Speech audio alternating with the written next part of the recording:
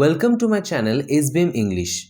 Today I am going to discuss lesson 5 of class 10, that is Our Runaway Kite, written by Lucy Maud Montgomery. First, we should know about the author Lucy Maud Montgomery. Lucy Maud Montgomery, 1874 to 1942, was a Canadian author best known for a series of novels beginning with Anne of Green Gables. Lucy Maud Montgomery জন্মেছিলেন 1874 সালে এবং তিনি মারা যান 1942 সালে।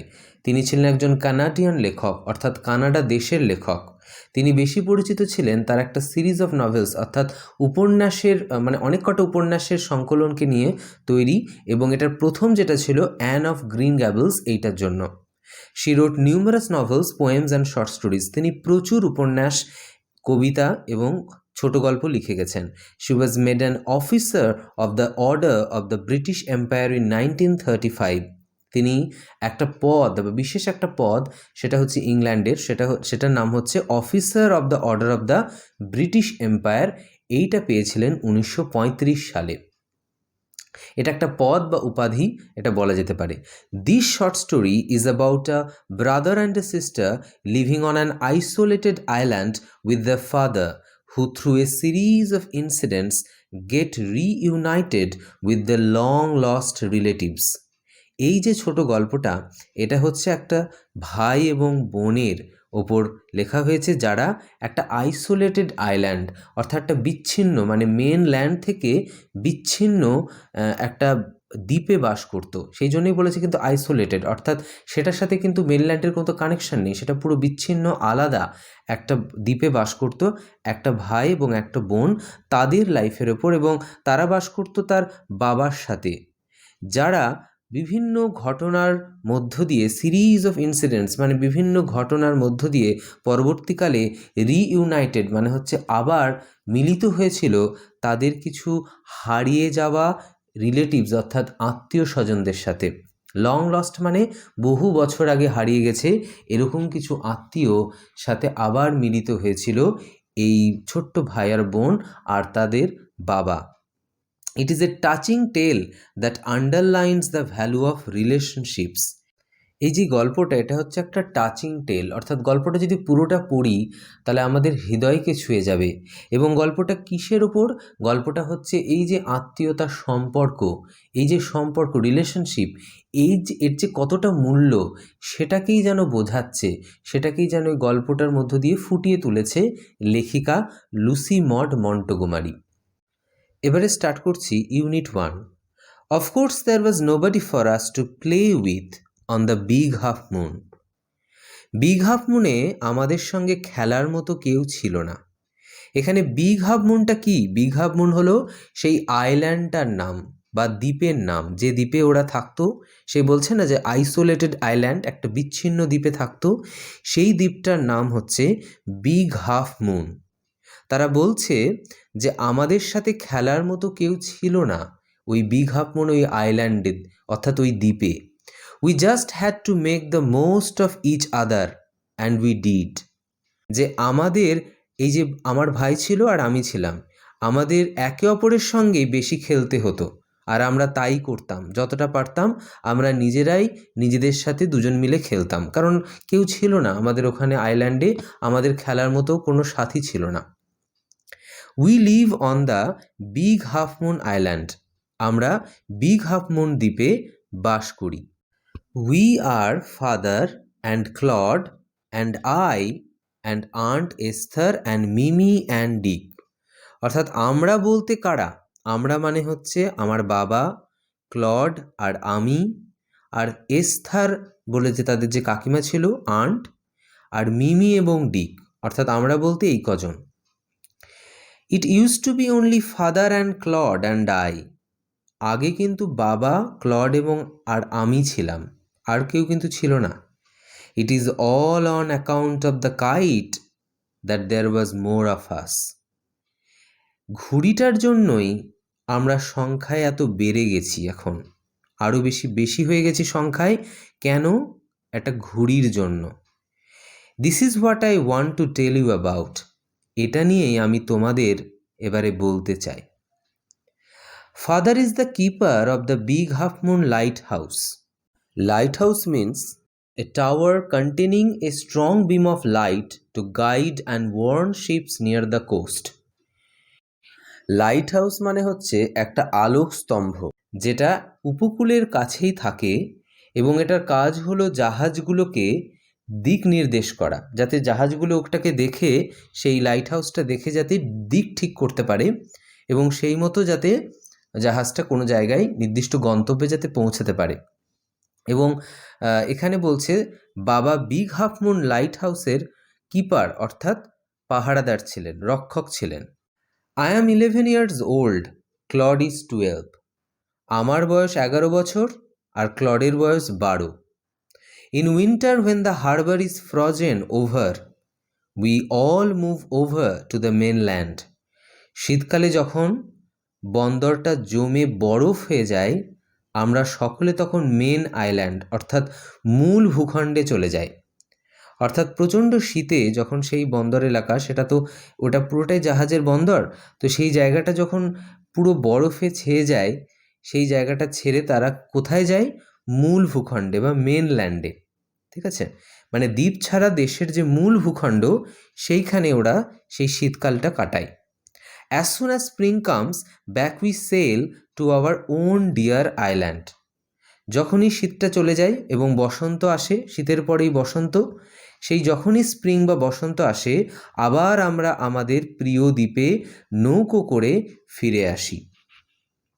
The funny part used to be that people always pitied us when the time came for us to return. মজার ব্যাপার ছিল যখনই আমাদের ফিরে আসার সময় এসে যেত লোকে যেন আমাদের কেমন করুণার চোখে দেখত। They said we must be so lonesome over there with no other children near us.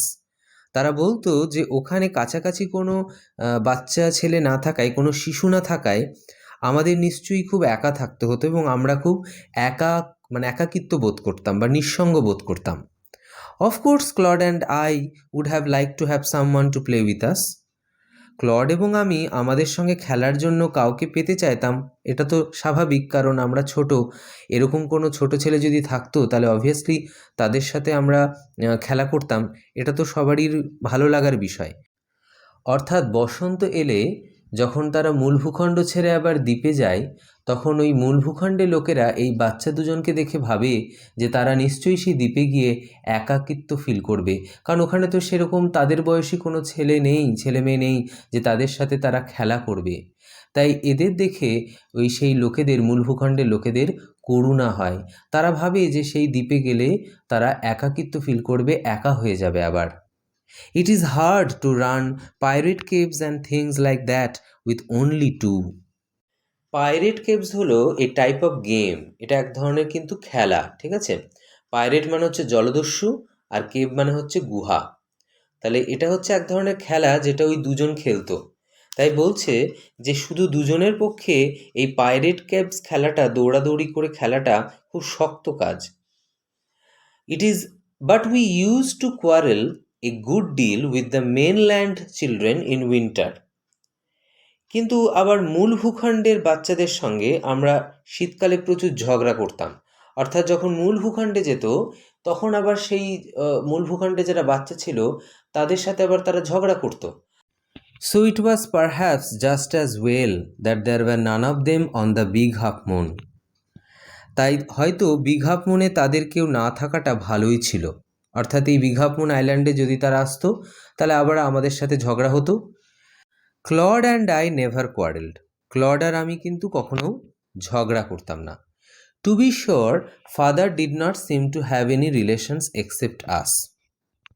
বাবার কিন্তু আমরা ছাড়া আর কোনো আত্মীয় স্বজন ছিল না, এটা আমি নিশ্চিতভাবে বলে দিতে পারি।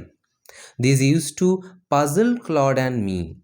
এই যে বাবার কোনো সম্পর্ক ছিল না, আর কোনো আত্মীয় স্বজন ছিল না, এই ব্যাপারটায় আমার আর ক্লডের প্রচণ্ড বিস্ময়ের ব্যাপার ছিল। মানে আমরা বিস্মিত বোধ করতাম এবং আমাদের ধাঁধা লেগে যেত যে বাবার আর কোনো সম্পর্ক নেই। Everybody on the mainland had relations, মেনল্যান্ডে বা মূল ভূখণ্ডে যারা আছে তাদের সকলের আত্মীয় স্বজন ছিল, অথচ বাবার কোনো আত্মীয় স্বজনই নেই আমরা ছাড়া। Why hadn't we? আমাদের কেন কোনো আত্মীয় স্বজন নেই? Was it because we lived on an island? এর কারণ কি আমরা একটা দ্বীপে বাস করি এই জন্য? We thought it would be so jolly to have an uncle and aunt and some cousins.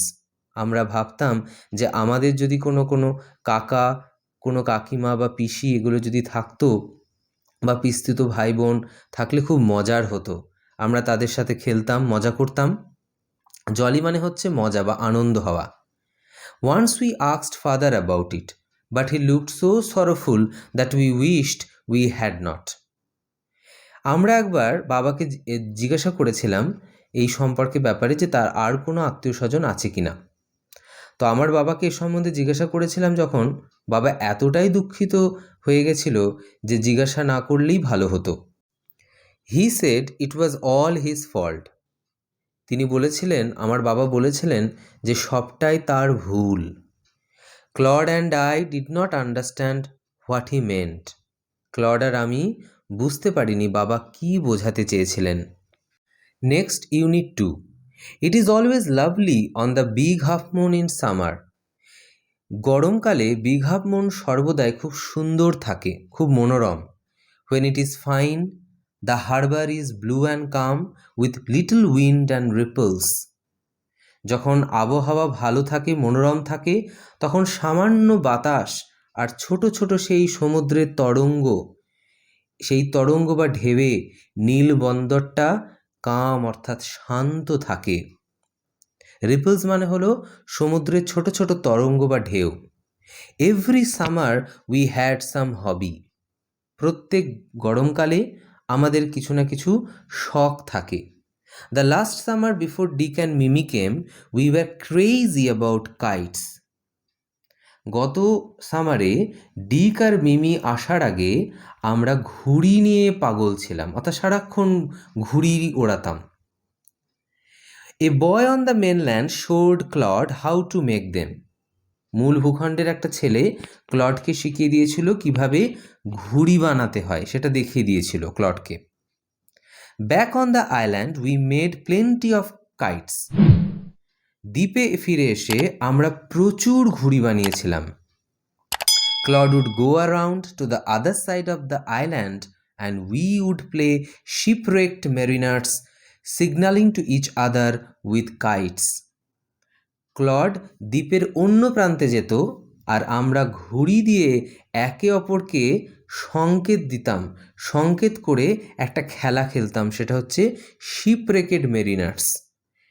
এই একটা খেলা খেলতাম। Signalling to each other, signalling মানে হচ্ছে সংকেত দেয়, একে অপরকে সংকেত দিত ওই ঘুড়ি দিয়ে।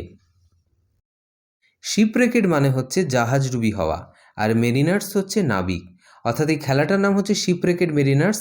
এরা এই খেলাটা খেলতো যে কোনো একটা জাহাজ ডুবে গেছে, তার নাবিকেরা এসে ওই দ্বীপে উঠেছে, সেটা নিয়ে একটা তারা খেলা খেলতো। এবং ওর ভাই বা অর্থাৎ ক্লড ওই দ্বীপের এক প্রান্তে যেত আর অন্য প্রান্তে ওই যেত সিস্টার, এবং ওরা শুধুমাত্র সংকেত দিত, সিগন্যাল দিত একে অপরকে ওই ঘুড়ি দিয়ে, ঘুড়ির মাধ্যমে। We had a kite that was big and covered with lovely red paper. আমাদের একটা সুন্দর লাল কাগজে ঢাকা বড় ঘুড়ি ছিল। We pasted gold tinsel stars all over it and had written our names full on it. Claude lit and Philippa lit, Big Half Moon Lighthouse. আমরা এটার ওপর সোনালি যে চুমকি থাকে, সেই চকচক করে চুমকি, সেই চুমকি বসিয়েছিলাম আর আমাদের পুরো নাম লিখেছিলাম, ক্লড লিট আর Philippa Lit, big half moon lighthouse. অর্থাৎ এখান থেকে জানতে পারলাম তার দাদার নাম হচ্ছে ক্লড লিট আর সেই মেয়েটির নাম হচ্ছে ফিলিপা লিট, যার কথা বলা হচ্ছে ফিলিপা লিট। আর সেই জায়গাটার নামও লিখে রেখেছিল, সেটা হচ্ছে big half moon light house. One day there was a grand wind for kite flying. একদিন ঘুড়ি ওড়ানোর জন্য উপযুক্ত বাতাস বইছিল। ঘুড়ি ওড়ানোর জন্য কিন্তু বাতাস লাগে, অর্থাৎ বাতাস যদি না বয় তাহলে কিন্তু ঘুড়ি ওড়ানো খুব কষ্টকর। I am not sure how it happened, but as I was bringing the kite from the house, I tripped and fell over the rocks. আমি জানি না, যে আমি নিশ্চিত নই যে কেমন করে ব্যাপারটা ঘটলো, কিন্তু আমি যখন বাড়ি থেকে ঘুড়িটা আনছিলাম, হঠাৎ করে হোঁচট খেয়ে পাথরের ওপর পড়ে গেলাম। এই যে ট্রিপড মানে হচ্ছে হোঁচট খাওয়া, আর ফেল ওভার দ্য রক্স মানে পাথরের উপর পড়ে যাওয়া। My elbow went clear through the kite making a big hole. এই যে পড়ে গেলাম, এর ফলে কি হলো, আমার কনুইটা সেই ঘুড়ির মধ্যে ঢুকে একটা গর্ত হয়ে গেল, একটা গর্ত তৈরি হয়ে গেল, কনুইয়ের আকৃতির একটা বড় গর্ত তৈরি হয়ে গেল। উই হ্যাড টু হারি to fix the kite if we wanted to send it up before the wind fell. যদি বাতাস থেমে যাওয়ার আগে ঘুড়িটা ওড়াতে হতো, তাহলে আমাদের তাড়াহুড়ো করে ঘুড়িটা সারানোর দরকার ছিল, কারণ বাতাস যদি নেমে যায়, অর্থাৎ বাতাস যদি থেমে যায়, তাহলে কিন্তু আর ঘুড়ি ওড়ানো সম্ভব নয়। সেই জন্য খুব তাড়াতাড়ি যা করতে হবে তাড়াতাড়ি করতে হবে। We রাশড into the light house to get some paper. আমরা দৌড়ে কিছু কাগজ আনতে লাইট হাউসের মধ্যে ঢুকলাম। We knew there was no more red paper. আমরা জানতাম যে ওখানে কোনো লাল কাগজ নেই। ওই ঘুড়িটা যেহেতু লাল রং ছিল, ওরা ভেবেছিল লাল কাগজ লাগাবে, কিন্তু লাল কাগজ কিন্তু ওখানে নেই। We took the first thing that came handy, an old letter lying on the bookcase in the sitting room. তাই হাতের কাছে আমরা যেটা পেলাম, প্রথমে যে জিনিসটা আমরা দেখতে পেলাম হাতের কাছে, সেটাই নিলাম। সেটা হলো বসার ঘরের বইয়ের আলমারির মধ্যে থাকা একটা ওল্ড লেটার, পুরনো চিঠি। We patched the kite up with the letter, a sheet on each side and dried it by the fire. চিঠিটা দিয়ে আমরা ঘুড়িটায় তাপ্পি দিলাম, প্রত্যেকটা পাশে দুপাশে একটা করে কাগজ সেঁটে সেটা আগুনের পাশে শুকিয়ে নিলাম। We started out and up went the kite like a bird. আমরা ওড়াতে শুরু করলাম, আর ঘুড়িটা পাখির মতো ওপরে উঠে গেল। The wind was glorious and it sword. বাতাস ছিল বা হাওয়াটা ছিল চমৎকার, তাই ঘুড়িটা আরও উপরে উঠতে লাগলো। All at once snap, and there was Claude standing with a bit of cord in his hand, looking foolish. হঠাৎ ফট করে ঘুড়িটা ছিঁড়ে যাওয়ার শব্দ হলো, আর এক টুকরো সুতো হাতে ক্লড বোকার মতো ওখানে দাঁড়িয়েছিল। Our kite had sailed away over to the mainland. আমাদের ঘুড়িটা উড়ে মূল ভূখণ্ডের দিকে চলে গেল। এবার হচ্ছে unit 3। A month letter a letter came for father. এক মাস বাদে বাবার কাছে একটা চিঠি এলো। After he finished reading it, his eyes looked as if he had been crying. সেটা পড়া শেষ হলে তার চোখ দেখে মনে হলো তিনি যেন কাঁদছেন। Do you want to know what became of your kite? বাবা বলল, তোমরা কি জানো তোমাদের ঘুড়িটার কি হলো, তোমরা কি জানতে চাও? He said. Then he sat down beside us and told us the whole story. তারপর তিনি আমাদের পাশে বসে পুরো গল্পটা বললেন। Father had a brother and a sister. আমার বাবার একজন ভাই আর বোন ছিল। He had quarrelled with his brother and left home. ভাইয়ের সঙ্গে তার ঝগড়া হয়েছিল এবং তিনি বাড়ি ছেড়ে চলে এসেছিলেন। Years afterward, he felt sorry, and when he went back, he found his brother had died and he couldn't find his sister. অনেক বছর বাদে যখন তার দুঃখ হলো, তার দুঃখ হয় যখন তিনি আবার ফিরে গেলেন, তিনি দেখলেন যে তার ভাই মারা গেছে আর বোনকে তিনি আর খুঁজেই পেলেন না। The letter father had just received was from his sister Aunt Esther, mother of Dick and Mimi. যে চিঠিটা আমার বাবা পেয়েছিলেন সেটা এসেছিল তার বোন পাঠিয়েছিল, অর্থাৎ আমরা যাকে বলি আন্ট এস্থার, তিনি হলেন ডিক আর মিমির মা। She was a widow who lived hundreds of Miles inland. তিনি বিধবা, আর দ্বীপ থেকে কয়েকশো মাইল দূরে মূল ভূখণ্ডে তিনি বাস করতেন।